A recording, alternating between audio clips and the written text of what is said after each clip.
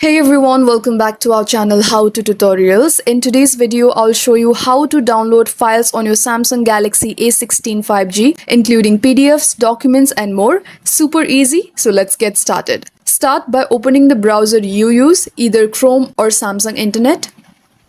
Navigate to your search engine. Now go to the website or app that has the file you want to download. For example, Google Drive, Gmail or any link someone shared with you.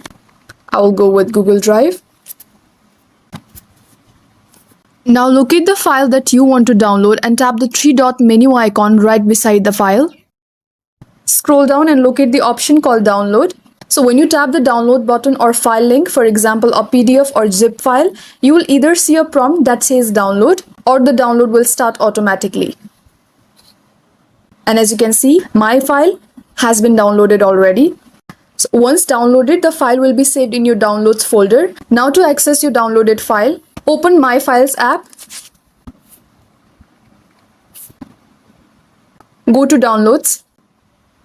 And here you can find your downloaded file. To make things easier, you can sort files by type like documents, images, or even search for them using the magnifying glass icon inside the My Files app.